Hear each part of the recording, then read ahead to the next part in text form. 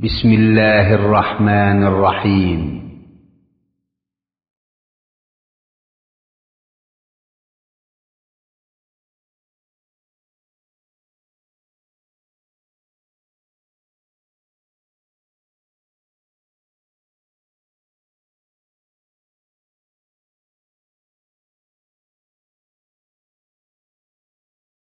السلام عليكم ورحمة الله وبركاته. إن الحمد لله نحمده ونستعينه ونستغفره ونعوذ بالله من شرور أنفسنا ومن سيئات أعمالنا. من يهده الله فلا مضل له ومن يضلله فلا هادي له. وأشهد أن لا إله إلا الله وحده لا شريك له وأشهد أن محمدا عبده ورسوله صلى الله تعالى عليه وعلى آله وصحبه وسلم تسليما كثيرا. يا أيها الذين آمنوا اتقوا الله حق تقاته ولا تموتن إلا وأنتم مسلمون. يا أيها الناس اتقوا ربكم الذي خلقكم من نفس واحدة وخلق منها زوجها وبث منهما رجالا كثيرا ونساء واتقوا الله الذي تساءلون به والأرحام إن الله كان عليكم رقيبا. يا أيها الذين آمنوا اتقوا الله وقولوا قولا سديدا يصلح لكم أعمالكم ويغفر لكم ذنوبكم ومن يطع الله ورسوله فقد فاز فوزا عظيما. أما بعد فإن خير الحديث كتاب الله وخير الهدي هدي محمد صلى الله عليه وسلم وشر الأمور محدثاتها وكل محدثة بدعة وكل بدعة ضلالة وكل ضلالة في النار. أعوذ بالله من الشيطان الرجيم. بسم الله الرحمن الرحيم. ويسألونك عن المحيض قل هو أذى فاعتزلوا النساء في المحيض ولا تقربوهن حتى يطهرن فإذا تطهرن فأتوهن من حيث أمركم الله إن الله يحب التوابين ويحب المتطهرين. আল্লাহ পাক রব্বুল আলামিনের সমস্ত প্রশংসা যে আল্লাহ পাক রব্বুল আলামিন মানুষকে সৃষ্টি করেছেন এবং তাদেরকে নর এবং নারীতে ভাগ করেছেন। দরুদ ও সালাম নাযিল হোক প্রিয় নবী মুহাম্মদ রাসূলুল্লাহ সাল্লাল্লাহু আলাইহি ওয়াসাল্লামের প্রতি, যিনি যেমন পুরুষদের মাসলা মাসাইল আহকাম বিধিবিধান বর্ণনা করেছেন তেমন মহিলা সংক্রান্ত মাসলা মাসাইল বর্ণনা করেছেন। এই জন্য আল্লাহ পাকের পক্ষ থেকে তিনি প্রেরিত হয়েছিলেন। আল্লাহুম্মা সাল্লি আলাইহি আল্লাহুম্মা বারিক আলাইহি। আমাদের এই মঙ্গলবারের আলোচনায় বিশেষ করে সাধারণভাবে বক্তব্য হয়, যাতে অনেক সময় মহিলাদের মাসলা মাসাইল আলোচনা করা খুব কমই হয় হয়তো, যদিও যেসব বিষয়ে আলোচনা হয় সেগুলি যেমন জানার প্রয়োজন আছে পুরুষদের, তেমন মহিলাদেরও জানার প্রয়োজন রয়েছে। তবে বিশেষ কিছু মাসলা মাসাইল রয়েছে যেগুলি মহিলা সংক্রান্ত মাসলা মাসাইল, যেগুলি বিশেষভাবে মহিলাদেরকে জানা ফরজ, আর ওই সব ভাইদেরও জানা ফরজ যেসব ভাইদের অধীনে নারীরা রয়েছেন, অর্থাৎ কেউ স্বামী হয়েছেন। সুতরাং আপনার স্ত্রী সংক্রান্ত যেসব মাসলা মাসাইল আছে সেগুলি আপনাকে জানতে হবে। এই জন্যই যে আপনাকেই প্রথম জিজ্ঞাসা করবে আপনার স্ত্রী। তো আজকে অনেকের প্রস্তাবের ভিত্তিতে মহিলা সংক্রান্ত কিছু মাসলা মাসাইল আপনাদের সামনে দর্সের আকারে পেশ করব, বক্তব্যের আকারে নয়, দর্সের আকারে পেশ করার চেষ্টা করব।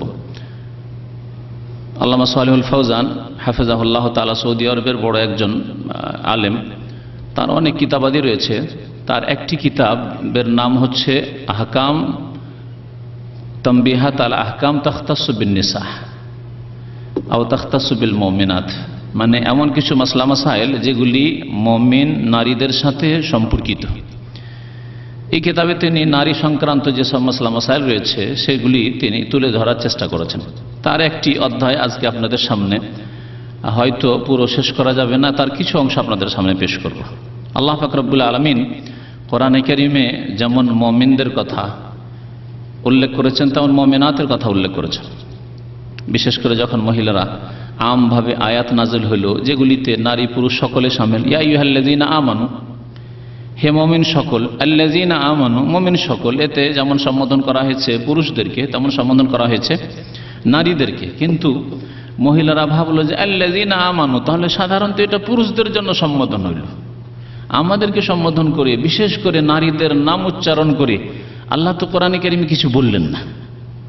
এইরকম কথা যখন সাহাবিয়াতদের মনে আসলো তখন আল্লাহ পাক রব্বুল আলামিন ওই আয়াত নাযিল করলেন যাতে আছে ওয়াল মুমিনু ওয়াল মুমিনাতু বাযুহুম আউলিয়াউ বায, মুমিন পুরুষের কথা, মুমিন নারীর কথা আল্লাহ উল্লেখ করলেন। ইন্নাল মুসলিমিনা ওয়াল মুসলিমাতি ওয়াল কানিতিনা ওয়াল কানিতাত ওয়াত তাইবিনা ওয়াত তাইবাত, মুসলিম পুরুষ, মুসলিম নারী, মুমিন পুরুষ, মুমিন নারী, তওবাকারী পুরুষ, তওবাকারিনী নারী। এইভাবে আল্লাহ পাক রব্বুল আলামিন পুরুষদের সাথে নারীদের কথাও এবং নারীদের ভালো গুণগুলি উল্লেখ করলেন। তো আজকে যেই বিষয়বস্তু আপনাদের সামনে পেশ করার চেষ্টা করব তা হচ্ছে মহিলা সংক্রান্ত মাসলা মাসাইলের বিশেষ কিছু মাসলা মাসাইল, তা হচ্ছে হাইজ এবং ইস্তিহাজা এবং নেফাস। এইসব মাসলা মাসাইল যদিও অনেকে মনে করেন যে এইসব সাধারণ মাসলা মাসাইল, কিন্তু যেগুলিকে সাধারণ মনে করছেন তার অনেক মাসলা মাসাইল যেগুলিতে পাক না পাকের বিষয় রয়েছে। সামান্য কিছু আপনার যদি ভুল জানা থাকে, ভুল বুঝাবুঝি থাকে, তাহলে আপনি হয়তো নাপাক হয়ে গেলেন, অথবা আপনার ওপর গোসল ফরজ ছিল, বিশেষ করে আমি মহিলাদেরকে বলছি, আপনার উপর গোসল ফরজ ছিল, আপনি গোসল করলেন না, অথবা আপনার জন্য নামাজ ফরজ হয়ে গেছিল কিন্তু আপনি সেই সময় নামাজ পড়লেন না, অথবা এর বিপরীত আপনার জন্য নামাজ পড়াই অবস্থায় জায়েজই নয়, নাপাক আছেন অথচ নামাজ পড়ে ফেললেন। তো এই জন্য এই মাসলা মাসাইলগুলি জানা অত্যন্ত জরুরি, কারণ পবিত্রতার ওপর নির্ভরশীল হচ্ছে নামাজ, সালাত। নামাজ হবে না যদি পবিত্রতা না থাকে। পবিত্রতার ওপর নির্ভর করছে আপনার কোরআন তিলাওয়াত, কোরআন স্পর্শ করা। পবিত্রতা পাক নাপাকির ওপর নির্ভর করছে হজ এবং উমরাহ, বাইতুল্লাহর তাওয়াফ।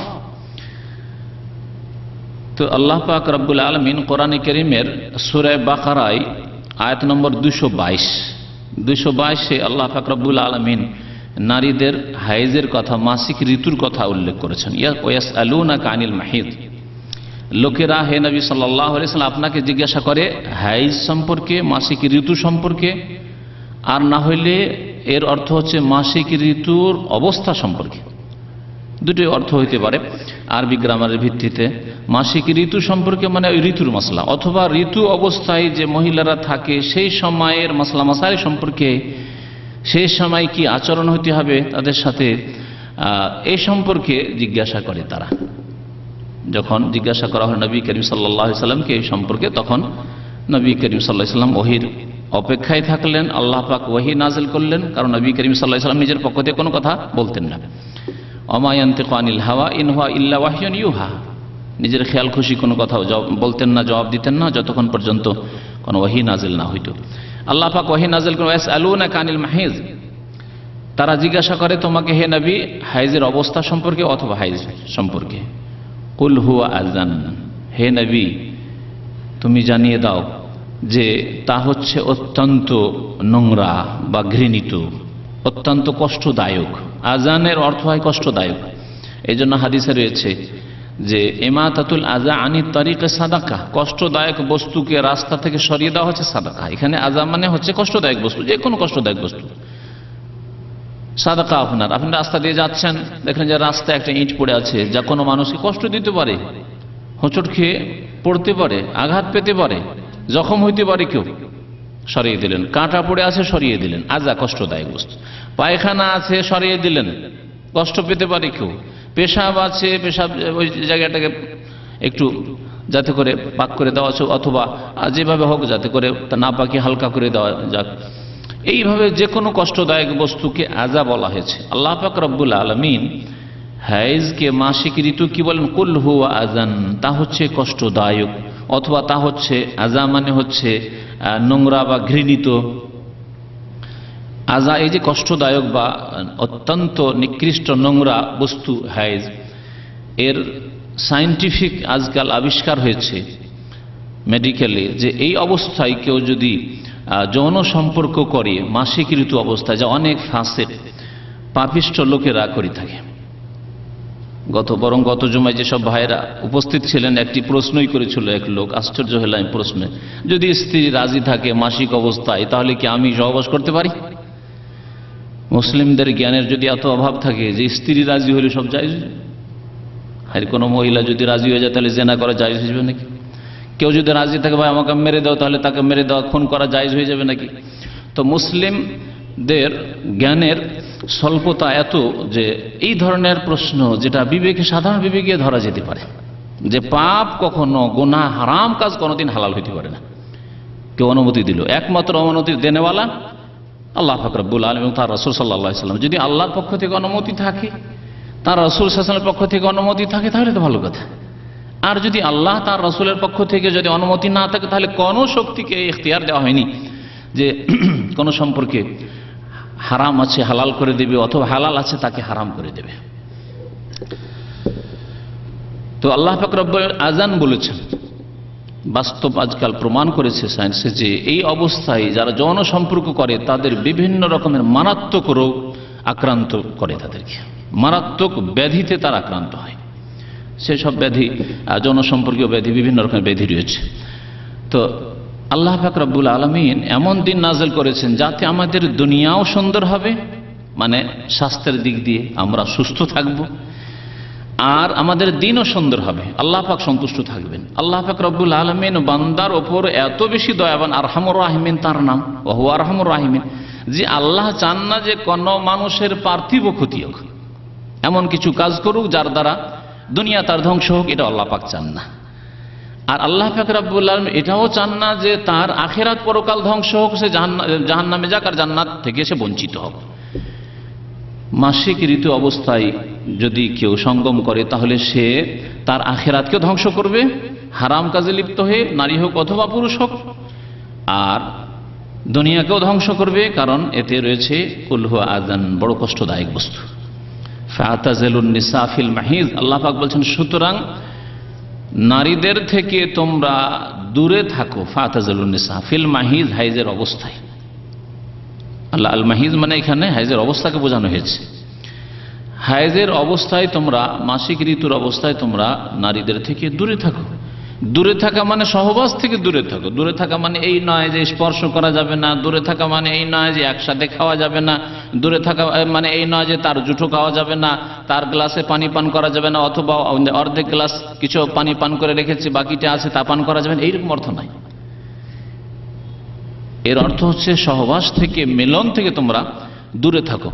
কারণ ইহুদিদের সম্পর্কে হাদিসে রয়েছে, নবী করিম সাল্লাল্লাহু আলাইহি ওয়াসাল্লামের সহিহ হাদিস, বললেন রাসূলুল্লাহ সাল্লাল্লাহু আলাইহি ওয়াসাল্লাম সাহাবায়ে কেরামদেরকে যে ইন্নাল ইয়াহুদ, ইহুদিরা ইযা হাযাতিল মারআতু মিনহুম, তাদের মধ্যে মহিলারা যখন মাসিক ঋতু অবস্থায় থাকে, লাম ইয়াকিলুহুন্না ওয়া লাম ইউশারিবুহুন্না, তাদের সাথে একসাথে বসেও খায় না, এক প্লেটেও খায় না, আর এক গ্লাসে পানিও পান করে না, একসাথে বসে পানও করে না। ওয়ালাম ইউজামিউহুন্না ফিল বুয়ুত, এমনকি এক বিছানা হয় না, কাছেও হয় না, আলাদা ঘরে রাখে,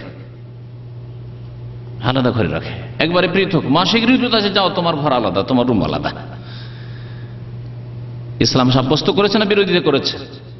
হ্যাঁ, নবী করিম সাল্লাল্লাহু আলাইহি ওয়াসাল্লাম বলছেন ফাসনাউ কুল্লা শাইইন ইল্লা নিকাহ, সুতরাং তোমরা এই ঋতু অবস্থায় ইহুদি খ্রিস্টানদের বিরোধিতার উদ্দেশ্যে সব কিছুই করতে পারো, মানে একসাথে বসে খাও, তারা একসাথে খায় না তোমরা একসাথে খাও, তারা জুঠো খায় না তোমরা জুঠো খাও, তোমরা একসাথে পান করো, একসাথে বসো, একসাথে ঘুমাও, একসাথে চলাফেরা করে, একই ঘরে থাকো।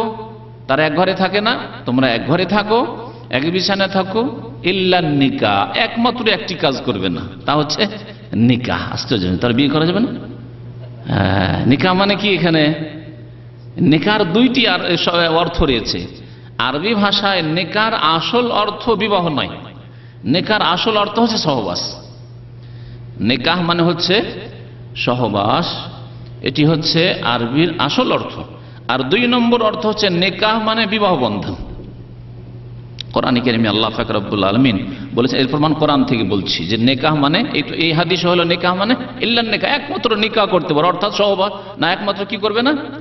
সহবাস করবে না, বাকি স্ত্রীর সাথে সব কাজই করবে। তাহলে স্ত্রীকে আলিঙ্গন করবে, স্ত্রীকে স্পর্শ করবে, আর স্ত্রীর সাথে বাকি যে কিছু হয় সহবাস ছাড়া সবকিছুই হতে পারে। কিন্তু যাতে করে এমন কিছু করবে না যেটা সহবাস পর্যন্ত পৌঁছিয়ে দেয়, অধৈর্য হয়ে যান এবং পাপে লিপ্ত হওয়ার আশঙ্কা থাকে, হারামে লিপ্ত হওয়ার আশঙ্কা থাকে। এইরকম যদি কমজোর ইমানের মানুষ হয় তাহলে একটু সতর্ক থাকবে বিষয়ে। আল্লাহ পাক রব্বুল আলামিন 3 তালাক দেওয়া মানুষকে বলছেন যারা 3 তালাক নিজ স্ত্রীকে দিয়ে দিয়েছে। সুন্নতি তরিকা হচ্ছে 3 বারে 3 তালাক দেওয়া, একবারে 3 তালাক দেওয়া নাই, যেমন বিদাতিরা করে থাকে।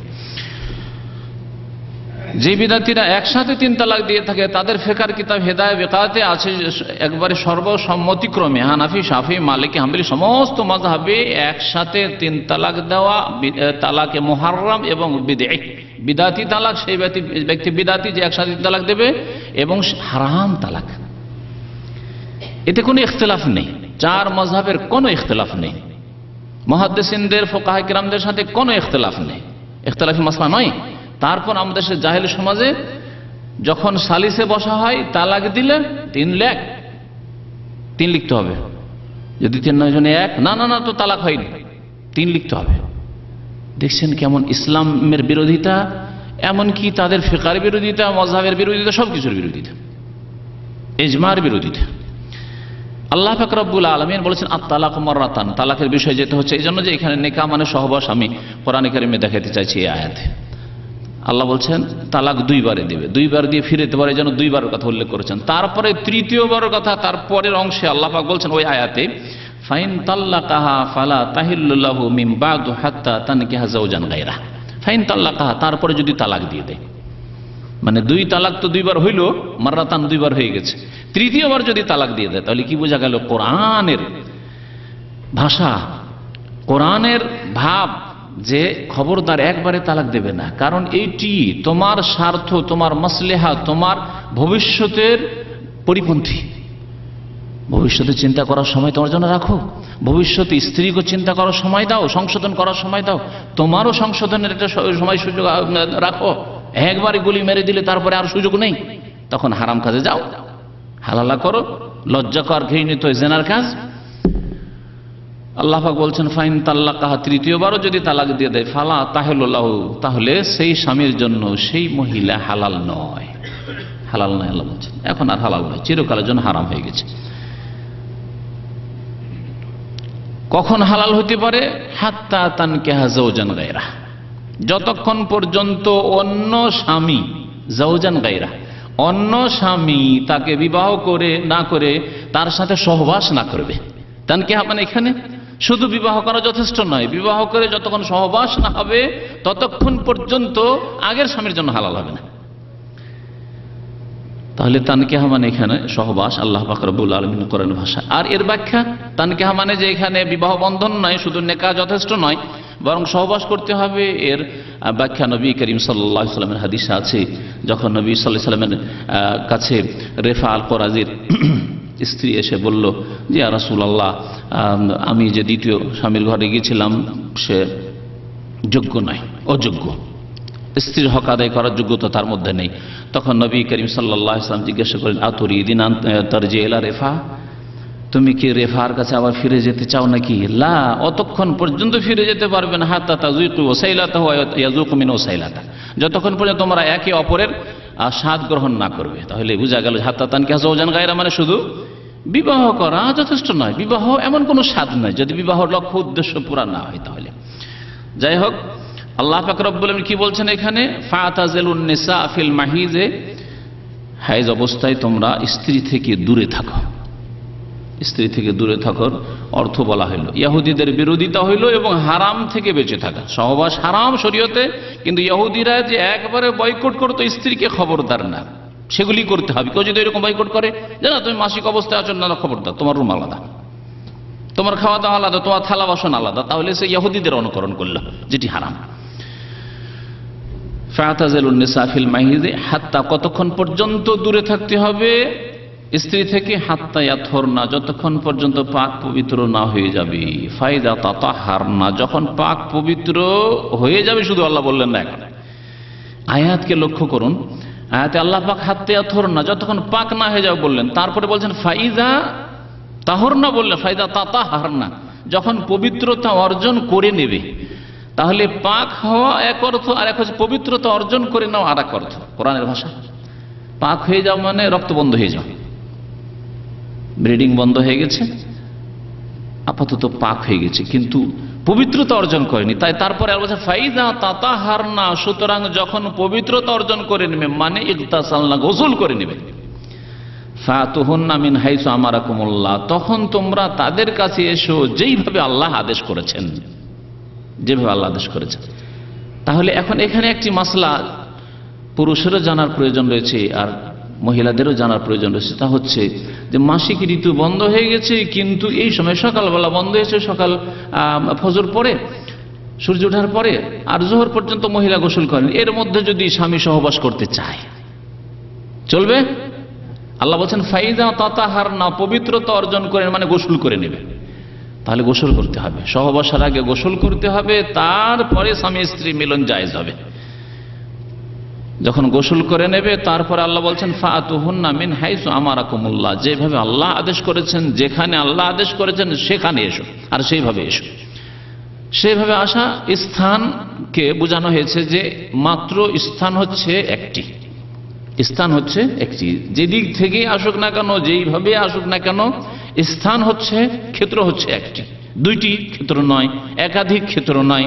যেমন এক শ্রেণীর বদ প্রকৃতির মানুষ আর পাপিষ্ঠ মানুষরা করে থাকে, আর আজকাল ব্লু ফিল্ম দেখে কত কি করে থাকে, যেগুলি আলহামদুলিল্লাহ ব্লু ফিল্ম বুঝতাম না, একটা যুগ ছিল ব্লু মানে তো ভাই শাব্দিক অর্থ আলাদা, তো এককালে জিজ্ঞাসা করে ব্লু আবার কি, যে ব্লু ফিল্ম কি, শুনে শুনে।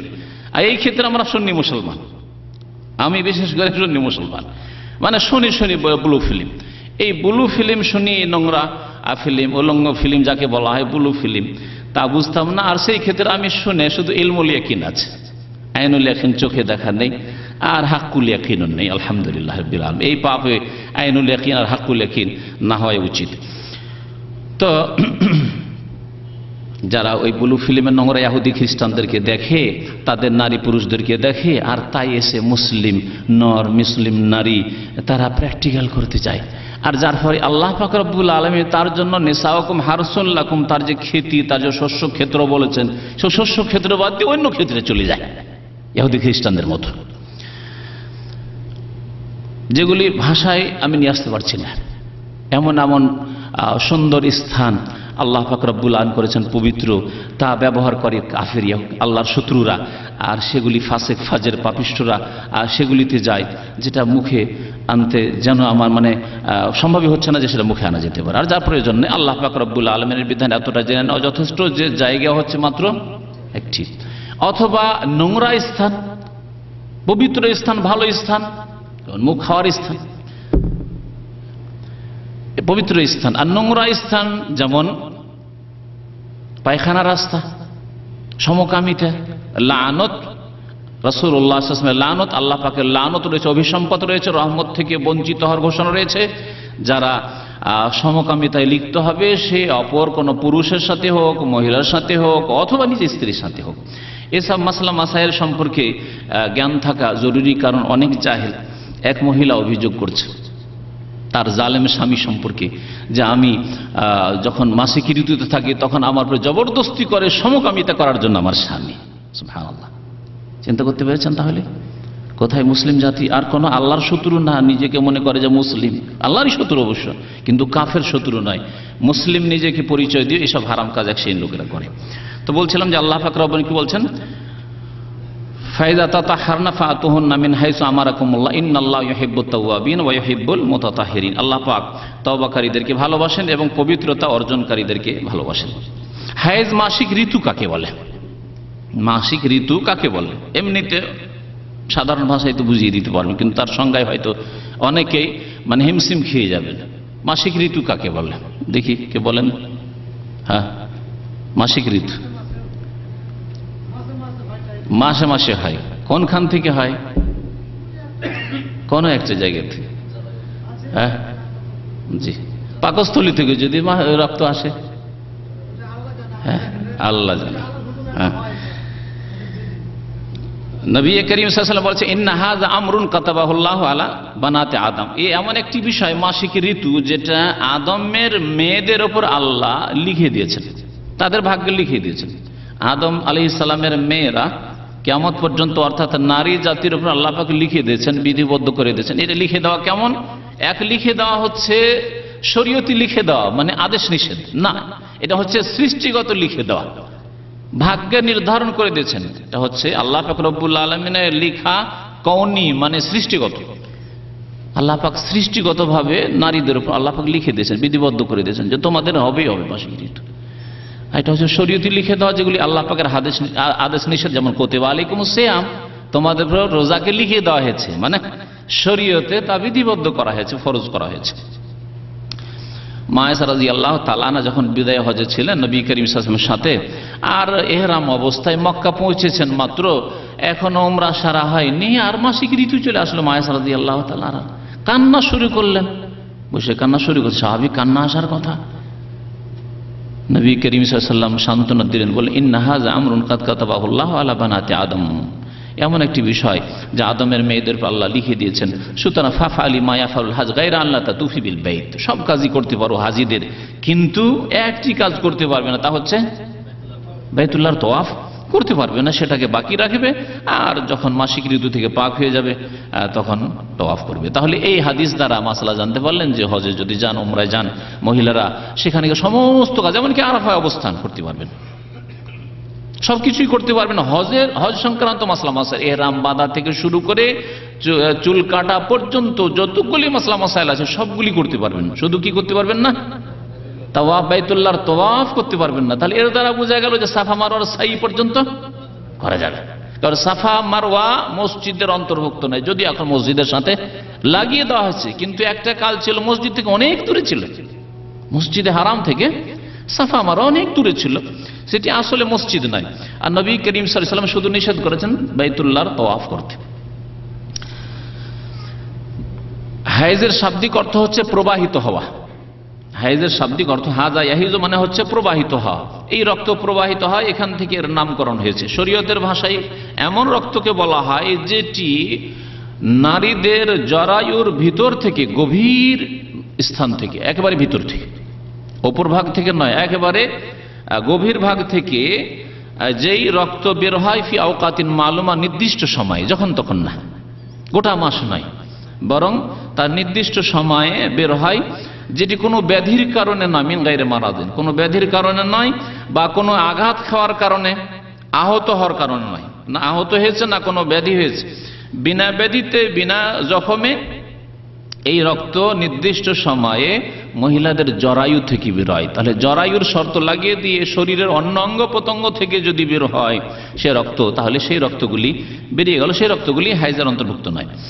এইরকমই ব্যাধির কারণে যদি হয়, হয়তো রেহেম থেকেই, মানে জরায়ু থেকে বেরোলো কিন্তু ব্যাধির কারণে, তাহলে সেটিও হাইজ নয়। অথবা আঘাত লেগেছে, ব্যথা পেয়েছে, সেই জন্য আহত হয়ে রক্ত বের হলো, তাহলে সেটাও হাইজ নয়। এই হাইজের রক্ত আল্লাহ পাক কেন সৃষ্টি করেছেন, এর হিকমত কি? হাইজের রক্ত আল্লাহ পাক রব্বুল আলামিন কেন সৃষ্টি করেছেন বলতে পারেন কেউ? জি, গর্ভধারণের রক্ত। গর্ভধারণের জন্য তো এই রক্ত লাগে না। এটা যখন মহিলা গর্ভ অবস্থায় থাকবে, গর্ভধারণ করবে, তখন আল্লাহ পাক রব্বুল আলামিন এই হাইজের রক্ত, মাসিকের রক্তকে ওই শিশুর জন্য খাদ্য রূপে আল্লাহ পাক রব্বুল আলামিন সৃষ্টি করেছেন। তখন শিশুর খাদ্য নাভি দিয়ে, নাড়ি লেগে থাকে না, ফুল বলেন মনে হয় আপনারা, যেটা বাচ্চা হওয়ার পরে বেরোয়, ওই যে ফুল, সেটা হচ্ছে ওই রক্ত, যে হাইজের রক্ত যেটা প্রস্তুত হয়ে আছে ওই বাচ্চার জন্য। আর 9 মাস 10 মাস ধরে যতদিন আমরা সকলে, প্রত্যেক মানুষ, নর হোক আর নারী হোক, প্রত্যেককে আল্লাহ পাক রব্বুল আলামিন মায়ের পেটে এই রিজিক দিয়েছেন, এই রিজিক দিয়েছেন। যদি এই রিজিক আল্লাহ না দিতেন, তাহলে মায়ের শরীর থেকে চুষত, মায়ের শরীর থেকে যদি চুষে নিত ওই শিশু, তাহলে মা অত্যন্ত দুর্বল আর ক্ষীণ হয়ে অচল হয়ে পড়ত। আল্লাহ পাক যেন তার জন্য পৃথক খাদ্যের ব্যবস্থা করে দিয়েছেন, যাতে মাকে ঘায়েল না করে দেয়। বড় হিকমত আল্লাহ পাক রব্বুল আলামিনের।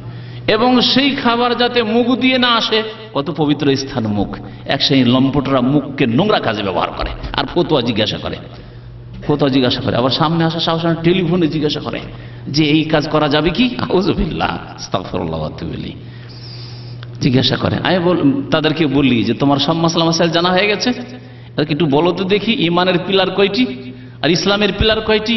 এই খবরই নেই তার কাছে। যার দ্বারা মুসলিম হওয়া যাবে, যে ইসলামের রুকন কয়টি আর ইমানের রুকন কয়টি, খুঁটি কয়টি, তাই জানে না। আর জিজ্ঞাসা করে যে লজ্জাস্থানে মুখ দেওয়া যাবে কি? আউযুবিল্লাহ। আর এটা কোনো ইহুদি খ্রিস্টান আল্লাহর শত্রু জিজ্ঞাসা করে না, নামধারী মুসলিমরা জিজ্ঞাসা করে। কি করে চিন্তা করি আল্লাহ পাক রব্বুল আলামিন শিশুর জন্য মায়ের পেটে এখনো দুনিয়ায় আসেনি, তাকে আল্লাহ পাক মুখ দিয়ে ওই নোংরা রক্তের খাবার দিলেন না, নাভি দিয়ে চলতে থাকলো।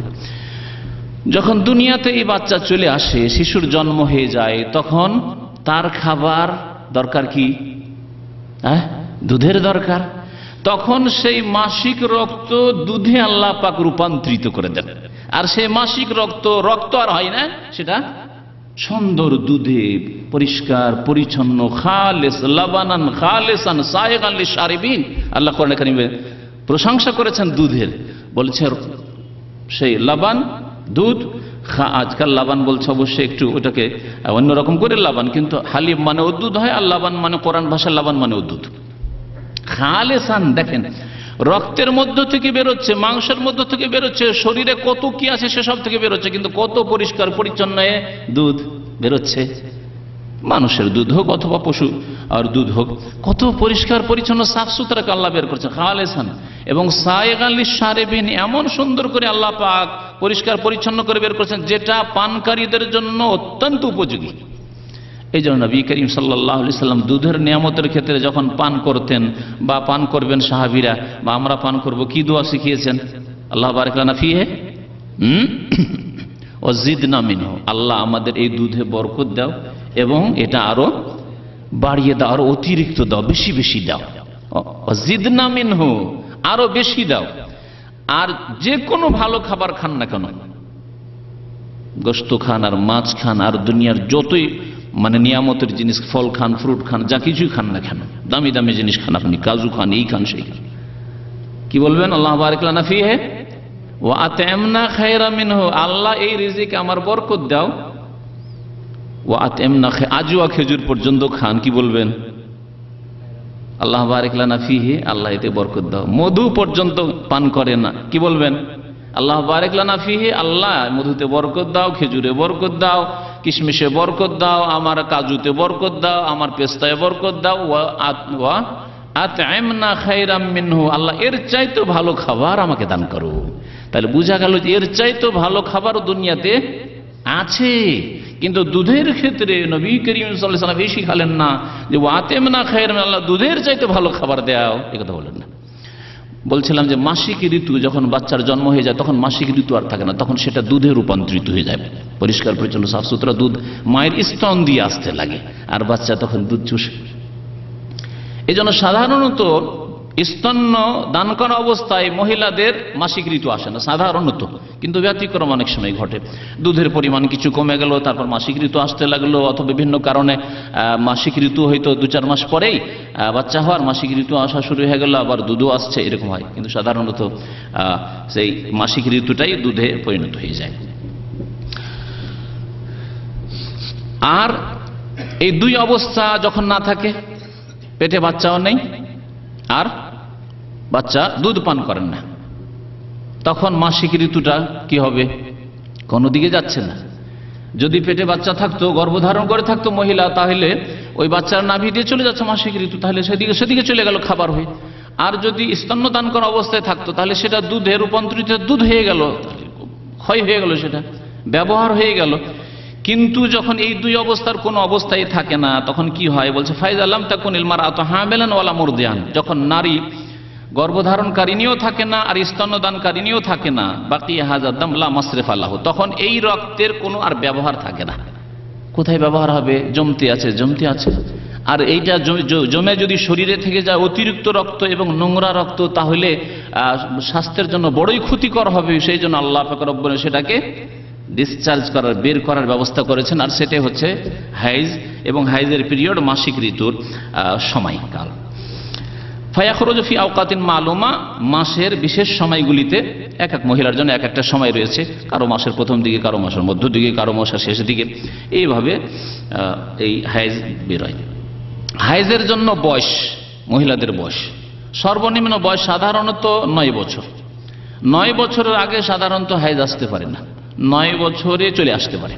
9 বছরে যদি চলে আসে রক্ত, তাহলে সেটাকে মাসিক ঋতুই বলতে হবে, সেটাকে ইস্তেহাজা রোগের কারণে নয়, বরং সেটাকে বলতে হবে যে সেটা হাইজ। কারণ মা আয়েশা রাদিয়াল্লাহু তাআলা আনহার 9 বছরে মাসিক ঋতু চলে এসেছে। যদিও ঠান্ডা দেশগুলিতে মাসিক ঋতু একটু বিলম্বে আসে, গরম দেশে মাসিক ঋতু একটু তাড়াতাড়ি আসে, এইভাবে সাবালিকা হয়।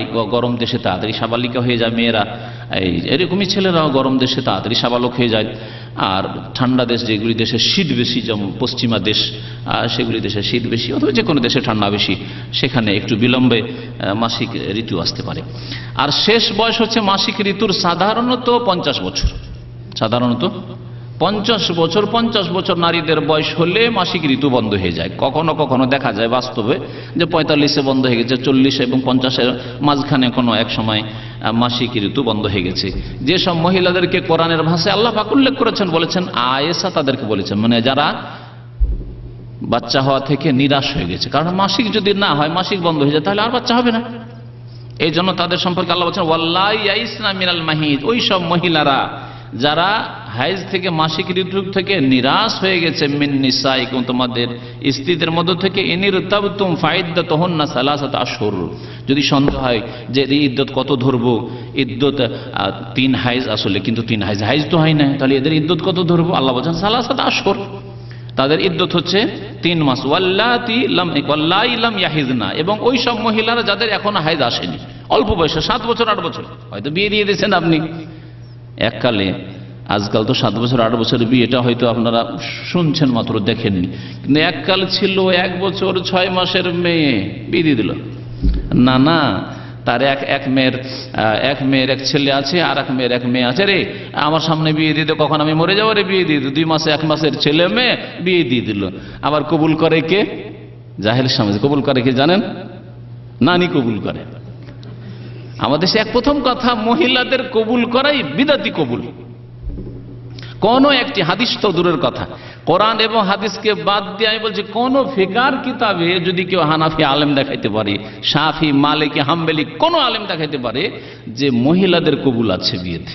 আর আমাদের বাঙালি সমাজে ভিতরে যায়, গিয়ে ওই যুবতীকে কবুল করায়, আবার যাবে গ্রামের ওই সব লোক যাদের জন্য যাদের সামনে পর্দা করা ফরজ, তারা যাবে, উকিল বাব যাবে, আর গিয়ে কবুল করে। এসব কুসংস্কার ভরা আমাদের বিবাহশালী। মেয়েদের কবুল কোনো হাদিসেও নাই, কোরআনেও নাই, আর কোনো হানফি, সাফি, মালিকি, হাম্বলি কোনো মাযহাবে ফিকার কিতাবে নেই। কবুল আছে ছেলের, ছেলে কবুল করবে। মেয়ের সম্মতি লাগবে, সেটা আগেই সম্মতি নিয়ে নিতে হবে, সে বাবা নেবে।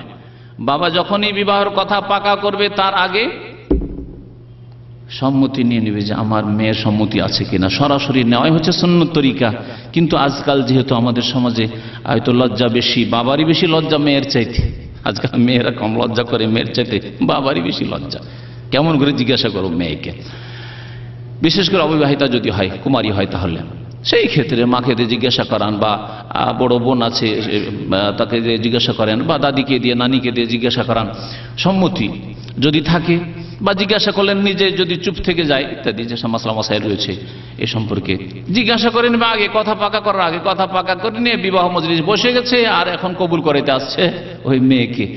এসে কবুল করেছে, আসলে মেয়ে রাজি না, অন্য জায়গায় তার ভাবসাব আছে, বা অন্য ছেলেকে সে চায়, এই ছেলেকে পছন্দ করে না, কবুল করে না। বহু ঘটনা এরকম, ধাক্কা দিয়ে দেয়, কবুল কর কবুল কর কবুল, মাথাটা ঝুঁকিয়ে দে, দিল ঝুঁকিয়ে পিছন দিক থেকে, হ্যাঁ হ্যাঁ কবুল হয়ে গেছে, কবুল হয়ে গেছে। আশ্চর্য কথা, আমাদের শেষে বিদাতি কাজ আর কুসংস্কার না জায়েজ কাজ। যতক্ষণ পর্যন্ত সম্মতির সাথে বিবাহ না হবে, এইখানে কবুল নেই। আসলে আগেই সম্মতি হইতে হইতো, বাবা সম্মতি আগেই নিয়ে রাখবে, তারপরে কথা পাকা করবে, তারপরে বাবা অনুমতি দিবে যে আমি আমার মেয়ের বিয়ে দিয়ে দিলাম, বা আমার মেয়ের বিয়ে পড়িয়ে দেন। আমাদের দেশি ভাষায় যদি বলেন অসুবিধা নেই, আমার মেয়ের বিয়ে আপনারা পড়িয়ে দেন গ্রামবাসী। তারপরে ছেলেকে কবুল করাবে, ছেলে কবুল করবে। এক কথা, মেয়ের কবুল বিবাহতে নেই। ওয়াল্লাহি লাম ইয়াহিজনা, যেসব মেয়েদের এখনো মাসিক ঋতু আসেনি, 7 বছর 8 বছরে বিয়ে হয়ে গেছে, মাসিক ঋতু আসেনি, আর তালাক হয়ে গেল, তাহলে তার ইদ্যত হইতে হবে। মাসিক ঋতু তো নাই, আল্লাহ বলছেন তাদেরও ইদ্যত হচ্ছে 3 মাস। আর যাদের মাসিক ঋতু আসে তাদের ইদ্যত হচ্ছে 3 হাইজ অথবা 3 তুহর, যেসব মাসলা মাসাইল কোরআন এবং হাদিসের আলোকে ফিকহের কিতাবে বিস্তারিত রয়েছে। হাইজের যেসব মাসলা মাসাইল রয়েছে তার মধ্যে প্রথম মাসলা হচ্ছে যে হাইজ অবস্থায়, ঋতু অবস্থায় স্বামী স্ত্রী মিলন জায়েজ নয়।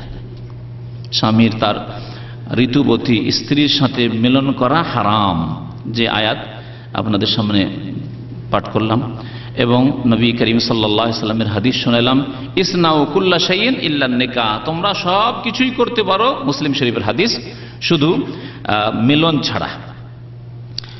দ্বিতীয় মাসলা হচ্ছে হাইজের অবস্থার মাসলা, সেটি হচ্ছে যে হাইজ অবস্থায় মহিলারা নামাজ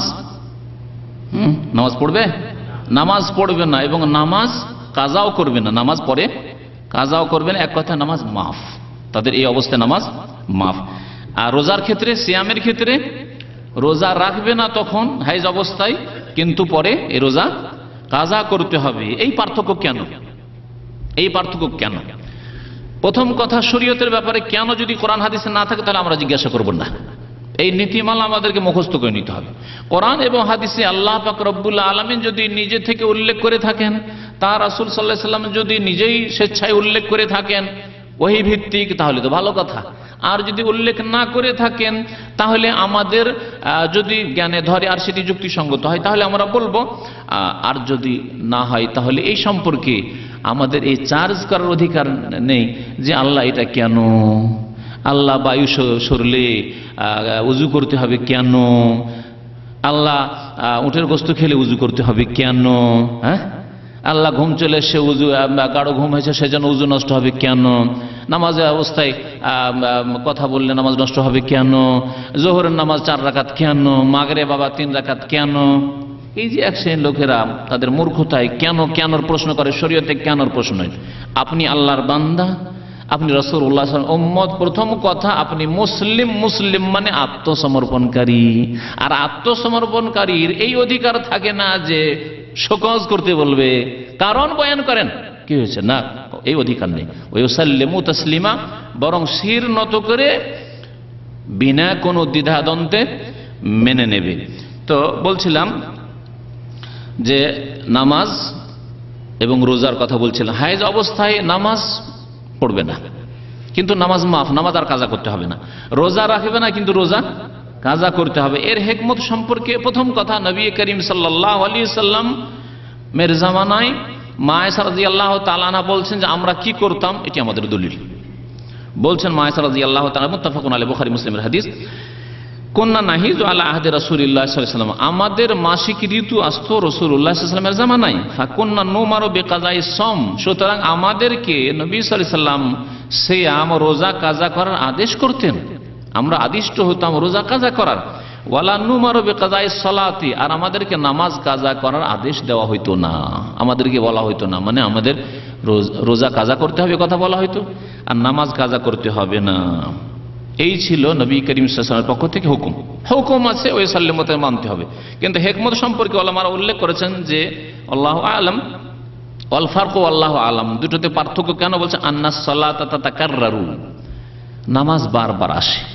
7 দিন যদি মাসিক ঋতু থাকে তো 5 7 35 ওয়াক্ত, 35 ওয়াক্ত নামাজ কাজা করা বড় কষ্ট। ইল্লা যদি কি করেন, বিদাতীদের মতো যারা উমরি কাজা করে ভাগ করে নেন, প্রত্যেক ওয়াক্তে একটা মানে প্লাস মানে যোগ করে দেন, হ্যাঁ যোগ করে দেন, জোহরে ডবল জোহর, আসর ডবল আসর, এই করে, হ্যাঁ, তাহলে 7 দিনে গিয়ে পুরো হবে। একসাথে যদি 35 ওয়াক্ত করা হয় মহা মুশকিল হয়ে যাবে, সারাদিন ওকে লেগে থাকতে হবে, একবেলা গোটা লেগে থাকতে হবে। তো আল্লাহ পাক রব্বুল আলামিন হালকা করে দিয়েছেন, কারণ নামাজ বারবার দিনে আসে, ফালাম ইয়াজিব কাযাওয়া, সুতরাং এই কাজা করা আল্লাহ পাক ওয়াজিব করেননি কষ্টের জন্য। পক্ষান্তরে রোজা কোনো মুশকিল না, 7 দিনের রোজা, 7টা রোজা রাখলেই হয়ে গেল। 3 নম্বর মাসলা হচ্ছে হাইজের অবস্থা, ইয়াহরুমু আলাল হাইজ মাসুল মুসহাফ মিন গায়রি হাইলিন, ঋতুবতী নারী মুসহাফ মানে কোরআনুল কারীম, খালেস কোরআনুল কারীম, মুসহাফ বলা হয় কোরআনে কারীম শুরু থেকে শেষ পর্যন্ত, সূরা ফাতিহা থেকে শুরু করে বিসমিল্লাহির রহমানির সূরা ফাতিহা, এখান থেকে শুরু করে সূরা নাস পর্যন্ত, এর নাম হচ্ছে মুসহাফ। তার যদি কিছু অংশ হয়, 1 পারা 2 পারা, 1 জুজ 2 জুজ হয়, সেটাও মুসহাফ। তবে যদি এই কোরআনে কারীমের সাথে যদি তার তাফসীর অর্থ থাকে, তাফসীর থাকে, তাহলে তার হুকুম ভিন্ন হয়ে যায় উলামায়ে কেরামদের নিকটে। তো মুসহাফ কোরআনে কারীম ঋতুবতী মহিলারা স্পর্শ করতে পারবে না, স্পর্শ করা হারাম সরাসরি মিন গায়র হাইল, সরাসরি স্পর্শ করা হারাম। তাহলে বোঝা গেল সরাসরি যদি না হয়, কাপড় দিয়ে হয় তাহলে ধরতে পারে, জায়েজ আছে। হাতে মোজা দিয়ে যদি হয় তাহলে ধরতে পারে। যদি সামনে রাখা থাকে কাঠের আপনার রেহেল যেগুলি বলে বা কিছু বক্সের রাখা আছে সেটাকে ধরে তাহলে জায়েজ আছে। লিকাউলিহি তাআলা, কারণ কোরআনে কারীম আল্লাহ পাক ইরশাদ করেছেন সূরা ওয়াকিয়ার আয়াত নম্বর 79, লা ইয়ামাসসুহু ইল্লাল মুতাহহারুন। লা ইয়ামাসসুহু, কোরআনে কারীম স্পর্শ করবে না ইল্লাল মুতাহহারুন, পবিত্র ব্যক্তি ছাড়া, পবিত্র ব্যক্তি ছাড়া। এই আয়াতের তাফসীর কি? প্রথম কথা, এই আয়াতের তাফসীর আল্লাহ পাক রব্বুল লৌহে মাহফুজ সম্পর্কে আলোচনা করেছেন। সুতরাং লৌহে মাহফুজকে স্পর্শ করতে পারে না মুতাহহারুন ছাড়া, পবিত্র ব্যক্তি ছাড়া, অর্থাৎ ফেরেশতাগণ ছাড়া। ফেরেশতা ছাড়া লৌহে মাহফুজ পর্যন্ত কেউ পৌঁছিতে পারে না, কোনো মানুষ পৌঁছিতে পারে আর না কোনো জিন পৌঁছিতে পারে। এখানে বোঝানো হয়েছে যে জিন কোনোদিন লৌহে মাহফুজ পর্যন্ত পৌঁছিতে পারে না, সেখান থেকে কোনো কথা নিয়ে এসে জাদুকর আর গণকদেরকে জানিয়ে দেবে আর গণকরা জেনে লৌহে মাহফুজের কথা, তা হইতে পারে না। ফেরেশতা একমাত্র মালায়েকা, তাদেরকে মুতাহহারুন বলা হয়েছে। কিন্তু এই আয়াতকে দলিল হিসেবে পেশ করা হয়েছে মুতাহহারুন মানুষের মধ্য থেকে। সুতরাং কোরআনে কারীম মুসহাফ স্পর্শ করতে পারবে না মুতাহহারুন ছাড়া, পবিত্র ব্যক্তি ছাড়া। নবী করিম সাল্লাল্লাহু আলাইহি ওয়াসাল্লাম একটি চিঠি লিখেছিলেন আমর ইবনে হাজমকে। সেই চিঠির বিষয়বস্তু ছিল লা ইয়ামাসসুল মুসহাফা ইল্লা তাহিরুন, বা আল্লা ইয়ামাসসাল কুরআনা ইল্লা তাহিরুন। কোরআনে কারীমকে পবিত্র ব্যক্তি ছাড়া অন্যকে স্পর্শ করবে না।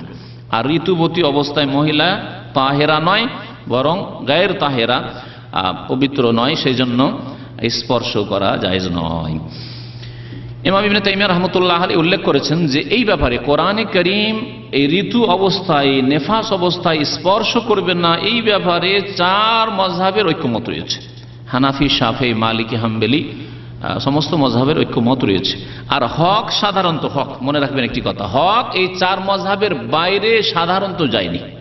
সাধারণত হক চার মাযহাবের বাইরে যায়নি, কিন্তু হক এক মাযহাবে সীমিত নয়। আমার এই কথাকে ব্যাখ্যা করলে একটা বড় বক্তব্য করতে হবে, কিন্তু এতটুকু জ্ঞানী লোকের জন্য যথেষ্ট যে যারা মনে করে যে না আমাদের মাযহাবে হক আছে, না, বেশ কিছু মাসলা ভুল আছে, সহিহ হাদিসের খেলাফ আছে। আমাদের মাযহাবে হক আছে, তাহলে কি চারটা দিন, চারটা ধর্ম? কিন্তু চারটা মাযহাবকে একসাথে করলে, সব চারটা সমন্বয় করলে এর মধ্যেই হক আছে। অর্থাৎ কোন মাসলা যদি হানাফি মাযহাবে যঈফ থাকে তাহলে শাফি মাযহাবে সহিহ আছে। যদি হানাফি, শাফি দুই মাযহাবে বা মালিকি তিন মাযহাবে যদি যঈফ থাকে তাহলে দেখা যাবে যে হাম্বলি মাযহাবে সহিহ আছে। হাম্বলি মাযহাবে কোনো মাসলা যদি দুর্বল থাকে তাহলে দেখা যাবে যে হানাফি মাযহাবে অথবা শাফি অথবা মালিকি মাযহাবে সেই মাসলার সহি উত্তর আছে, সহি মাসলা আছে। এইভাবে চার মাযহাবের সমন্বয় করে যদি কোরআন এবং হাদিসের উপর আমল করি তাহলে এটি হচ্ছে সহি রাস্তা, এটি হচ্ছে সহি রাস্তা, যা হচ্ছে আমাদের দাওয়াত। আর যেই কথা উম্মতে মুসলিমাকে আমরা বুঝাবার চেষ্টা করছি এবং উম্মতে মুসলিমাতে যে বড় ফাটল ধরে গেছে সেই ফাটলকে আমরা সারাবার চেষ্টা করছি এবং এক প্ল্যাটফর্মে নিয়ে আসার চেষ্টা করছি। আর তার রাস্তা হচ্ছে একমাত্র কোরআন এবং হাদিসের ভিত্তিতে। সারা উম্মতকে যদি কেউ ডাকে যে ভাই সবাই হানাফি হয়ে যাও, অসম্ভব কথা। সারা উম্মতকে যদি বলা হয় যে তোমরা শাফি হয়ে যাও, অসম্ভব কথা। সারা উম্মতকে, সারা বিশ্বের মুসলিমদেরকে যদি বলা হয় যে তোমরা হাম্বলি হয়ে যাও, অসম্ভব কথা। সারা বিশ্বের মুসলিমদেরকে যদি বলা হয় তোমরা মালিকি হয়ে যাও, অসম্ভব কথা। কিন্তু সারা বিশ্বের মুসলিমকে যদি বলা হয় যে কোন ইবাদাল্লাহ ইখওয়ানা, হে আল্লাহর বান্দারা তোমরা ভাই ভাই এবং রাসূলুল্লাহ সাল্লাল্লাহু আলাইহি সাল্লামের উম্মত হয়ে যাও, তো সম্ভব। এটি হচ্ছে সমাধান, এটি হচ্ছে ইসলামের সমাধান। তোমরা সকলে মিলে যে কোনো সমস্যার ক্ষেত্রে রাসূলুল্লাহ সাল্লাল্লাহু আলাইহি সাল্লামের চূড়ান্ত ফয়সালা মানো, তাহলে সম্ভব। এর নাম ইসলাম। এই জন্য আল্লাহ পাক কোরআনে কারীমে কি বলেছেন? ইন্না হাযিহি উম্মাতুকুম উম্মাতান ওয়াহিদা, নিশ্চয় এই উম্মত হচ্ছে এক উম্মত। না আল্লাহ দুই বলেছেন, না তিন বলেছেন, না চার বলেছেন, না তারপরে আবার তরিকতের কথা বলেছেন, না মারিফতের ওইসব পীরদের ওইসব তরিকার কথা বলেছেন। ৭৩ ফিরকাই চলে গেছে। আল্লাহ বলেছেন উম্মাতান ওয়াহিদা, এক উম্মত হইতে হবে। ও আনা রব্বুকুম, আর আমি তোমাদের রব এক। ফাবুদুন, সুতরাং সকলেই তোমরা আমার ইবাদতবন্দি করো। ইমাম ইবনে তাইমিয়া রাহমাতুল্লাহ তাই বলেছেন যে চার মাযহাবের যখন হুকুম হচ্ছে যে লা ইয়ামাসুল মুসহাফা ইল্লা তাহির, কোরআনে কারীম পবিত্র ব্যক্তি ছাড়া অন্যকে স্পর্শ করবে না, মানে মাসিক ঋতু অবস্থায় স্পর্শ করবে না, তাহলে এর উপরে চলা উচিত। যদিও ব্যতিক্রম একটা ফতোয়া আছে যে তারা এই আয়াতের উত্তর দেয় যে এটা তো ফেরেশতাদের সম্পর্কে নাযিল হয়েছে, লওহে মাহফুজ সম্পর্কে। তারপরে এই হাদিস সম্পর্কে বলে তাহের মানে মুসলিম আসলে নাপাক হয় না, নাপাক স্পর্শ করবে না মানে কাফের স্পর্শ করবে না কোরআনে কারীম, কারণ সেই দেশে অধিকাংশ কাফের ছিল, সেই জন্য চিঠিতে লেখা হয়েছিল আল্লাহ ইয়ামাসুল কোরআন ইল্লা তাহিরুন ইত্যাদি এইসব বলে জবাব দেওয়া হয়েছে। কিন্তু এইসব জবাব না দিয়ে যদি সতর্কতামূলক আমরা এই মাসলার উপরে থাকি, যেটি হচ্ছে চার মাযহাবের সর্বসম্মতিক্রমে ফতোয়া কোরআন এবং হাদিসের ভিত্তিতে, তাহলে এর উপরেই থাকা উচিত। আর এতে নিজের ইমানের আমলের হেফাজত রয়েছে যে আমরা বিনা উজুতে কোরআন কারীম স্পর্শ করব না, হাইজের অবস্থায় কোরআন কারীম স্পর্শ করবে না, নেফাসের অবস্থায় কোরআন কারীম স্পর্শ করবে না, স্বপ্নদোষ হয়ে আছে অথবা স্বামী স্ত্রী মিলন হয়ে আছে এই অবস্থায়, নাপাক অবস্থায়, জুনবি অবস্থায় কোরআন কারীম স্পর্শ করবে না।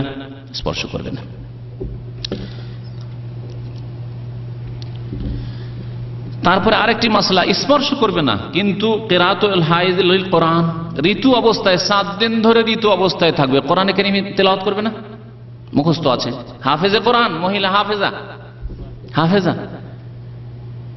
আর হাফেজা ছাড়া এর চাইতে বড় মুশকিলে পড়বে যদি সে মুদাররিসা হয়, মাদ্রাসার শিক্ষক, কোরআনের তাহফিজুল কোরআন মহিলা সেকশনের শিক্ষিকা। বলবেন 7 দিন ধরে তুমি তো নাপাক অবস্থায়, মাসিক ঋতু অবস্থায়, সুতরাং তোমার মাসে 7 দিন তার গ্যাপ, 7 দিন মাদ্রাসায় যেতে পারবে না। তাহলে 7 দিন মাদ্রাসায় যদি না যায়, কারণ পড়াইলে তাকে তেলাওয়াত, মেয়েদেরকে পড়াইলে তেলাওয়াত করতেই হবে। তেলাওয়াত শোনার সাথে শুধু শোনা যথেষ্ট নয়, অনেক সময় তেলাওয়াত করে শুদ্ধ করে দিতে হবে তাজবিদ। মাদ্রাসার ছাত্রী হেফজ করে, বলে 7 দিন যেও না তুমি, তাহলে মাসে 5 দিন তার পড়াশোনা। আর এদিকে তো শুক্রবারগুলি আছে, বৃহস্পতি যেখানে, এখানে যেমন 2 দিন ছুটি দিলেও তো আছে, পড়াশোনা কি করবে? তাহলে এইরকম ক্ষেত্র, বিশেষ ক্ষেত্রগুলিতে যেখানে হয়তো শিক্ষিকা অথবা কোরআনের ছাত্রী অথবা কোরআনের হাফেজ, আমি 7 দিন ধরে যদি কোরআন তেলাওয়াত না করি মুখস্থ, তাহলে ভুলে যাওয়ার আশঙ্কা আছে, সেসব ক্ষেত্রে মুখস্থ কোরআনে কারীম ঋতু অবস্থায়ও তেলাওয়াত করতে থাকবে।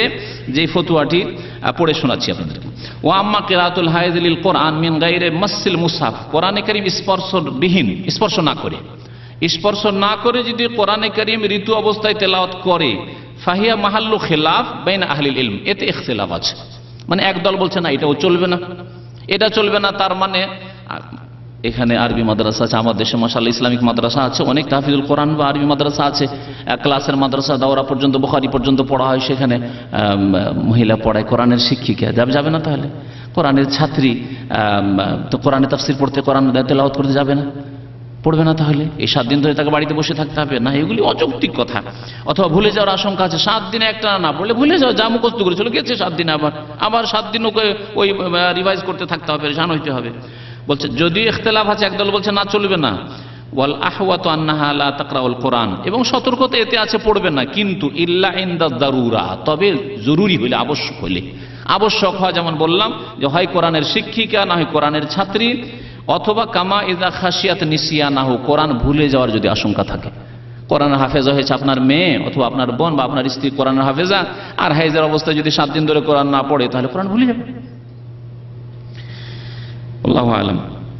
4 নম্বরে, হাইজের অবস্থায় ইয়াহরুম আলাল হাইজ আত-তাওয়াফ বিল বাইত, বাইতুল্লাহর তাওয়াফ করবে না, কারণ মা আয়েশা রাদিয়াল্লাহু তাআলা আনহা সম্পর্কে যে হাদিস শোনালাম আপনাদেরকে একটু আগে, লাম্মা হাজাত হাইজ যখন চলে এসে, ইফ আলী মা ইয়াফালুল হাজ গায়রা আল্লাহ তাতুহিবুল বাইত হাত্তা তাতহুরি, যতক্ষণ পর্যন্ত পাক না হবে ততক্ষণ পর্যন্ত বাইতুল্লাহর তাওয়াফ করবে না।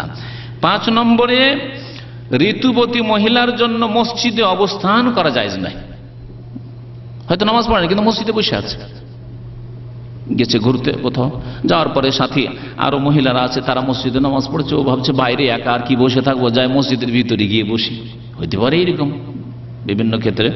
মসজিদ বা মসজিদের আশেপাশে বসবাস, অথবা মসজিদের খেদমত করে কোনো মহিলা আছে যে মসজিদের খেদমত করে, মসজিদের যে মহিলা সেকশন আছে, মহিলা বিভাগ আছে, ফ্লোর আছে, তার খেদমত করে, মসজিদে অবস্থান করতে পারবেন। ইয়াহরুমু আলাল হাইজ আল-লুবসু ফিল মসজিদ, কারণ আল্লাহ পাক রব্বুল আলামিনের রাসূল সাল্লাল্লাহু আলাইহি ওয়াসাল্লাম বলেছেন, ইন্নী লা উহিল্লুল মাসজিদা লিহাইদিন ওয়ালা লিজুনুবিন, আমি ঋতুবতী মহিলার জন্য এবং জুনবি অর্থাৎ নাপাক অবস্থায়, সহবাস অবস্থায় অথবা স্বপ্নদোষ অবস্থায় যেসব পুরুষ নারীরা হবে তাদের জন্য মসজিদকে হালাল করছি না, মসজিদকে হালাল করছি না, অর্থাৎ মসজিদ তাদের জন্য হারাম। কি হারাম? অবস্থান করা হারাম। কাউলুহু সাল্লাল্লাহু আলাইহি ওয়াসাল্লাম, নবী সাল্লাল্লাহু আলাইহি ওয়াসাল্লাম আরেকটি হাদিস রয়েছে, ইন্নাল মাসজিদ লা ইয়াহিল্লু লিহাইদিন ওয়ালা জুনুবিন, মসজিদ ঋতুবতী মহিলার জন্য হালাল নয় এবং জুনবি ব্যক্তি, স্বপ্নদোষ হয়ে আছে ওই ব্যক্তির অথবা সহবাস হচ্ছে ওই ব্যক্তির জন্য হালাল নয়। অবস্থান করা হালাল নয়। তাহলে অবস্থান যখন বললাম, আরেকটি মাসলা এখান থেকে বেরোয়, দ্রুত যদি সেখান দিয়ে এই দিক এপার থেকে ওপার চলে যায়, অতিক্রম করা। মসজিদের ভিতরে ঢুকলো, এই দিক দিয়ে একটা দরজা আছে, মসজিদে ঢুকলো, আর ঢোকার পর ওই দরজা দিয়ে বেরিয়ে চলে গেল, জায়েজ হবে না? হবে না। যে মাসলা অনেকের জানা নেই, যে মাসলা অনেকের জানা নেই। কোরআনে কারিমে আল্লাহ পাক জুনবি সম্পর্কে, জুনবি বলা হয় দুই শ্রেণীর মানুষকে। আমি যদিও অর্থ করছি, কিন্তু ব্যাখ্যা করে দিলে আরো স্পষ্ট হবে, কারণ অনেকে ব্যাখ্যা যখন করছি হয়তো ও ধরবে না ওই জিনিসটাকে। জুনবি বলা হয় যে যার স্বপ্নদোষ হয়েছে, জুনবি। আচ্ছা, স্বপ্নদোষ শুধু পুরুষদের হয় না মহিলাদের হইতে পারে? জানা আছে? দেখেন আওয়াজ চুপ হয়ে গেল। হ্যাঁ, হতে পারে, কিন্তু মহিলাদের পুরুষদের তুলনায় খুবই কম। এই জন্য অনেক মহিলা নিজেরাই জানে না যে তাদের স্বপ্নদোষ বা নারী জাতির স্বপ্নদোষ হয়, কারণ তাদের খুব কম এটা হয়ে থাকে। আর পুরুষদের স্বপ্নদোষ খুব বেশি হয়ে থাকে, অনেক দৈনিক না হয় সপ্তাহে 2 দিন 3 দিন, অনেকে এতে অসুস্থ হয়ে পড়ে স্বপ্নদোষে। আল্লাহ পাক রব্বুল যেন আমাদেরকে বালা মুসিবত বিপদ থেকে হেফাজতে রাখেন। অনেকে স্ত্রী থাকে, তো স্ত্রী আছে তারপরেও স্বপ্নদোষ হয়ে যাচ্ছে।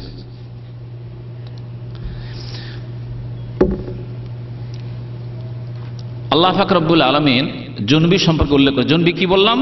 যে এক হচ্ছে স্বপ্নদোষ হওয়া ব্যক্তি, আর এক হচ্ছে মিলন, স্বামী স্ত্রী মিলনের পরে দুইজনের জুনবি। জুনবি যে পুরুষ সেও জুনবি, এবং মহিলা তাকেও জুনবি বলা হয়। এই নাপাকিকে জানাবাত বলা হয়েছে হাদিসের ভাষায়।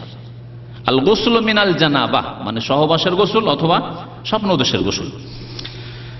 আল্লাহ পাক রব্বুল কোরআনে কারীমে কি বলেছেন? আওলা মাসতুমুন নিসা ফালাম তাজিদু মান ফাতায়াম্মামু সাঈদান তাইয়্যিবা। ওই আয়াতের অংশে হাফেজ স্যার বলেন আওতে রয়েছে ইল্লা জুনুবান আও আবিরি সাবিল।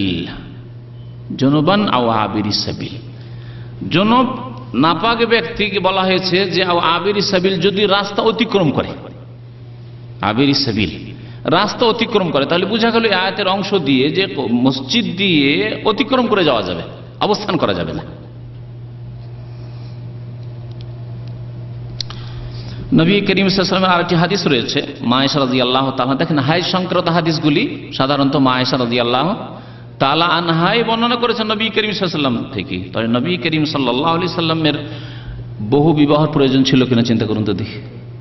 যদি একাধিক বিবাহ না করতেন তাহলে এই মাসলা মাসাইলগুলি, যেগুলি গুপ্ত মাসলা মাসাইল, যে মাসলাগুলি সাধারণত অন্য মহিলার সামনে বলা যাবে না বা হয়তো অন্য মহিলা লজ্জা পাবে, সেই মাসলাগুলি খুলে স্ত্রীর সামনে বয়ান করা সম্ভব, আর স্ত্রী সেগুলি অন্য মহিলাদের পর্যন্ত পৌঁছে দিতে পারে। এইভাবে উম্মত পর্যন্ত এই আহকাম, এই বিধিবিধান, এই মাসলা মাসাইলগুলি পৌঁছেছে। নবী করিম সাল্লাল্লাহু আলাইহি ওয়াসাল্লামের বহু বিবাহের বহু হিকমত, বহু রহস্য, বহু তত্ত্বের একটি রহস্য ছিল এই যে যাতে করে যেগুলি গোপনীয় মাসলা মাসাইল, যেগুলি মাসলা মাসাইল জিজ্ঞাসা করতে মহিলাদের লজ্জা লাগে অথবা জানলে শুনলে লজ্জা পায়, সেগুলি যাতে করে নবী সাল্লাল্লাহু আলাইহি ওয়াসাল্লামের বিবিগণের মাধ্যমে, একাধিক বিবির মাধ্যমে উম্মতের মহিলাদের পর্যন্ত পৌঁছে যায়। নবী করিম সাল্লাল্লাহু আলাইহি ওয়াসাল্লামের বীর্য কাপড়ে লেগে থাকতো এবং সেটাকে ঘষে দেওয়া হইতো। অনেক সময় কখনো পানি দিয়ে দেওয়া হয়তো, কখনো শুধু ঘষে দেওয়া হইতো। আর নবী সাল্লাল্লাহু আলাইহি ওয়াসাল্লাম নামাজ পড়ার জন্য চলে যেতেন। এই মাসলা কি করে আমরা জানতাম যদি নবী করিম সাল্লাল্লাহু আলাইহি ওয়াসাল্লামের বিবিগণ এই মাসলা না বয়ান করতেন? মা আয়েশা রাদিয়াল্লাহু তাআলা আনহা বর্ণনা করছেন যে কালা রাসূলুল্লাহ সাল্লাল্লাহু আলাইহি ওয়াসাল্লাম, একবার আল্লাহ রাসূল সাল্লাল্লাহু আলাইহি ওয়াসাল্লাম বলেন, নাওয়ালিনিল খুমরাতা মিনাল মসজিদ, মসজিদ থেকে আমাকে পাটিটি এনে দাও, পাটি বা চাটাই এনে দাও।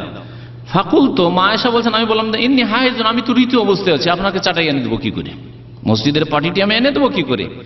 ফাকালা, নবী সাল্লাল্লাহু আলাইহি ওয়াসাল্লাম বলেন, ইন্না হাইজাতাকি লাইসাত বিয়াদিকি, তোমার হাইজ, তোমার মাসিক ঋতু তোমার হাতে লেগে নেই, সুতরাং যাও মসজিদে গিয়ে এনে দাও অথবা হাত বাড়িয়ে নিয়ে এসে দাও। মসজিদ থেকে চাটাই এতে প্রয়োজন হতে পারে, মসজিদের ভিতরে পর্যন্ত যেতে হবে, মসজিদের ভিতরে গিয়ে নিয়ে এসে দাও। কিন্তু গেল এবং নিয়ে চলে আসলো, বসলো না, আর অবস্থান করা হচ্ছে বসার নাম। তাহলে মসজিদে বসা যায় নাপাক অবস্থায়, মসজিদ দিয়ে অতিক্রম করে যেতে পারে। এইভাবে মসজিদ রুমে যেসব ভাইয়েরা মসজিদের খাদে মসজিদের রুমে থাকে, মসজিদ থেকে বেরোয়, ওই রুম থেকে বেরোলে দরজাটি মসজিদের ভিতর দিয়ে আছে, অনেকের এরকম আছে। এখানে না তাহলে দেশের অনেক মসজিদ মুয়াজ্জিন ইমাম যারা ব্যাচেলার থাকে তাদের রুমগুলি ওইভাবে আছে, ওকে বেরোইতে হবে মসজিদে, গোসলখানা যে যাবে ওকে মসজিদে বেরোইতে হবে। এখন কি করবে? আমার দেশের বিদাতি ফতোয়া আছে, হ্যাঁ কি করতে হবে জানেন? হ্যাঁ ওইসব ফতোয়া কোন রকম করে বৃদ্ধে আঙ্গুল দিয়ে নাকি, হ্যাঁ হ্যাঁ কি দিয়ে গামছা বিছিয়ে দিতে হবে, সুবহানাল্লাহ, আরো বাড়াবাড়ি। আর এরকম কিছু আছে ওইগুলো খেয়াল খুশি ফতোয়া, যেহেতু হাদিসের ফতোয়া নয় সেই জন্য যে যেমন বলেছে ওই বৃদ্ধ আঙ্গুল কোন রকম করে দিয়ে দাঁড়িয়ে একেবারে মানে এক দুটো আঙ্গুল দিয়ে কোন রকম যাতে করে পার হইতে পারেন আপনি। আল্লাহ বলছেন আবিরি সাবিল, পথ অতিক্রম কোনো অসুবিধা নেই মসজিদের মধ্যে। সময় শেষের দিকে নাকি, ইনশাআল্লাহ তাআলা বাকি অংশ পরে উল্লেখ করা হবে। নবী সাল্লাল্লাহু আলাইহি ওয়াসাল্লাম কি বললেন যে তোমার হাইজ তোমার হাতে নেই, তার মানে অতিক্রম করতে বললেন মসজিদে। এইরকমই ঋতু অবস্থায় তাসবিহ তাহলিল জিকির আজকার হ্যাঁ করতে পারবে। এগুলি প্রথম কথা কোরআন নয়, আর কোরআন তেলাওয়াতের উদ্দেশ্য নয়, আর স্পর্শ করাও নয়। সুতরাং সুবহানাল্লাহ, আলহামদুলিল্লাহ, লা ইলাহা ইল্লাল্লাহ, আল্লাহু আকবার, যত জিকির আজকার সুন্নতে জিকির আজকার আছে, এইরকমই সকাল সন্ধ্যার জিকির আজকার, এইরকমই ঘুমের জিকির আজকার, ঘুমাবার সময় ঘুম থেকে উঠার, এইরকমই কোরআন হাদিসের কিতাব পড়া। কোরআনের তেলাওয়াত নয়, কোরআনের তাফসীর, অথবা যেমন তাফসীর, হাদিস, ফিকহ, যাতে কোরআনের কিছু অংশ আছে, বেশ কিছু আয়াত আছে, এইরকমই কোরআনি দুয়া, কিন্তু তেলাওয়াতের উদ্দেশ্য না। রব্বানা আতিনা ফিদ দুনিয়া হাসানা ওয়া ফিল আখিরাতি হাসানা ওয়া কিনা আযাবান্নার। কোরআনি তো রব্বানা যালামনা আনফুসানা ওয়া ইল্লাম তাগফির লানা ওয়া তারহামনা লানাকুনান্না মিনাল খাসিরিন। ঋতু অবস্থায় মহিলা দোয়া করছে রব্বি হাবলি মিনাস সালিহিন, রব্বি হাবলি মিনাস সালিহিন। ঋতু অবস্থায় মহিলা দোয়া করছে রব্বিরহামহুমা কামা রাব্বায়ানি সাগীরা, রব্বিরহামহুমা কামা রাব্বায়ানি সাগীরা। এগুলি সব কোরআনি দোয়া, কিন্তু উদ্দেশ্য তেলাওয়াত নয়। প্রথম কথা, এগুলি হচ্ছে দোয়ার উদ্দেশ্যে পড়া হচ্ছে, সেই জন্য পড়তে কোনো অসুবিধা নাই। আর কোরআন বিনা স্পর্শে পড়া যাবে কিনা সেই মাসলাও বলা হলো, যদি জরুরি হয় তাহলে পড়বে, আর না হলে পড়বে না। হাইজ সংক্রান্ত বেশ কিছু মাসলা মাসাইল থেকে গেল, ইনশাআল্লাহ তাআলা আগামী আলোচনায় আল্লাহ পাক যদি সহি সালামত রাখে আলোচনা করা হবে। এছাড়া আরেকটি রক্ত আছে ইস্তেহাজা, তার একটি আলোচনা হবে, আর নেফাস সম্পর্কে আরেকটি আলোচনা হবে। আল্লাহ পাক যেন আমাদেরকে কোরআন এবং হাদিস বুঝার এবং তার প্রতি আমল করার তৌফিক দান করেন। আমাদেরকে আল্লাহ পাক যেন পাক পবিত্র রাখেন এবং পাক পবিত্র অবস্থায় আমাদেরকে মওত দান করেন। আমাদের অন্তরকে যেন শিরক কুফরি থেকে, বিদআত থেকে পাক করেন। আমাদের শরীরকে যেন নাপাকি থেকে পাক রাখেন। আল্লাহ পাক রব্বুল আলামিন আমাদের আমলকে যেন গুনাহ থেকে পাক রাখেন। আমিন ইয়া রাব্বাল আলামিন। সাল্লাল্লাহু আলা নবিয়িনা মুহাম্মদ ওয়া আলা আলিহি ওয়া সাহবিহি আজমাইন।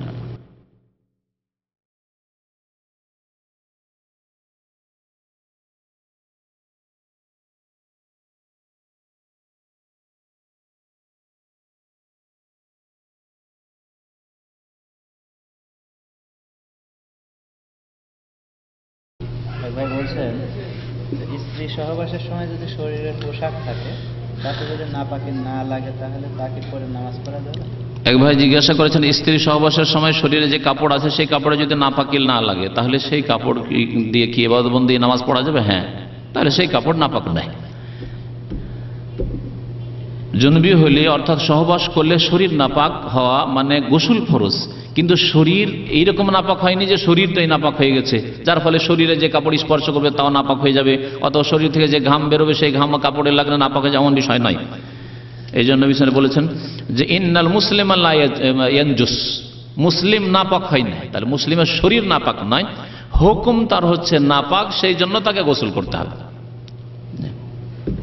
একটা প্রশ্ন হচ্ছে যে বিয়েতে মেয়েকে যে রেজিস্ট্রি বইতে স্বাক্ষর করতে হয় তাকে ঠিক স্বাক্ষরের বিষয়টি যদি শরীয়ত সম্মত এরকম করে যে মেয়ের বাবা স্বাক্ষর করলো তাহলে যথেষ্ট, কিন্তু যদি আইন বাধ্য করে, হয়তো আইন এইরকম করা আছে যে মেয়েকে স্বাক্ষর করতে হবে, তাহলে কোনো অসুবিধা নাই, এটা কবুল নাই, কবুল করলাম এই বিদাত বলা হইল না, স্বাক্ষর করলো। কিন্তু এর চাইতে ভালো যদি আইন এরকম থাকে মুসলিম দেশের বা মুসলিম পার্সোনাল ল, মুসলিম দেশে মুসলিম পার্সোনাল ল, ভারতীয় মুসলিম পার্সোনাল বিবাহ শাদী তালাক আর মিরাসের আইনকে মুসলিম পার্সোনাল ল মুসলিম দেশেও বলা হয়, তো এগুলি আইন শরীয়ত মোতাবেক হওয়া উচিত। সেটা হচ্ছে যে মেয়ের অভিভাবক যে সে স্বাক্ষর করবে, আর যেই ব্যক্তি কবুল করলো ছেলে বর সে স্বাক্ষর করবে। আল্লাহু আলাম। পাত্রের অবর্তমানে পাত্রী ও গার্জিয়ানের উপস্থিতিতে বিবাহ সম্পন্ন হবে কি? পাত্র সেখানে উপস্থিত নেই, কিন্তু পাত্র যদি কবুল করে, যেমন বিদেশে আছে টেলিফোনে কবুল করছে, তাহলে কোনো অসুবিধা নেই, সাক্ষী থাকতে হবে এক কথায়। সেই ব্যক্তি কবুল করলো কিনা ছেলের কাছে সাক্ষী, অথবা যেখানে আওয়াজ শুনছে সেই আওয়াজ চিনতে পারলো যে অমুক ব্যক্তি কবুল করলো, তাহলে অসুবিধা নেই। স্বপ্নদোষ হওয়ার পর এমন সময় জাগ্রত হলো যে আজানের সময় হয়ে যায়, তখন পবিত্র হওয়ার পূর্বে কি আজান দেওয়া যাবে? স্বপ্নদোষ হয়ে গেছে, সেই সময় কি হলো? এই অবস্থায় আজান দেওয়া যাবে? ওই সময় জাগলো, স্বপ্নদোষ হয়েছে, আজান হয়ে গেল, ওই সময় আজান দেওয়া যাবে কিনা? আজান দিলে তো মসজিদে ঢুকতে হবে, আর মসজিদে অবস্থান, ওই মনে হয় যে অতিক্রম হইলো, অবস্থান হয়ে যাচ্ছে না, গোসল করে আসবে। অন্য কাউকে এই দায়িত্ব দিয়ে দেবে যে ভাই আজানটা দিয়ে দাও, আছে আল্লাহর মেলা বান্দা আছে, ব্যবস্থা আছে। হজ বা উমরায় গিয়ে কি মহিলাদের চুল কর্তন করতে হবে? হজ এবং উমরায় গিয়ে, হজ বা উমরায় গিয়ে কি মহিলাদের চুল কাটতে হবে? হ্যাঁ, চুল কাটতে হবে। এবং এই চুল কাটা হাদিসে বলা হয়েছে যে কাদর আনমোলা, আঙ্গুলের যে একটা পোর আছে, একটা জোড় আছে, এতটুকু শুধু কাটবে। আর সেটা নিজে মহিলারা কাটবে, অথবা তার মাহরাম স্বামী, অথবা তার যে মাহরাম যার সাথে স্থায়ীভাবে বিবাহ হারাম, তারা কাটবে। যেমন নিজের ভাই, নিজের বাবা, নিজের ছেলে, ওরা কাটবে। অন্য কোনো অপর পুরুষ যাদের সাথে বিবাহ জায়েজ আছে, স্পর্শ করা জায়েজ নয়, এরকম চুল কাটাও জায়েজ নয় তাদের কাছে। জি জি। উকিল বাপের বিদাত আমাদের দেশে আছে, উকিল বাপের বিদাত। নিজের বাবা থাকতে আবার উকিল বাপ কিসের? আল্লাহ বলছেন উদউহুম লিআবাইহিম ওয়া আকসাতু ইনদাল্লাহ, বাপের নাম ধরে ডাক, অন্য কেউ বাপ হইতে পারে না। সাল্লাল্লাহু আলাইহি ওয়া সাল্লাম মুহাম্মদ ওয়া আলা আলিহি ওয়া সাহবিহি আজমাইন।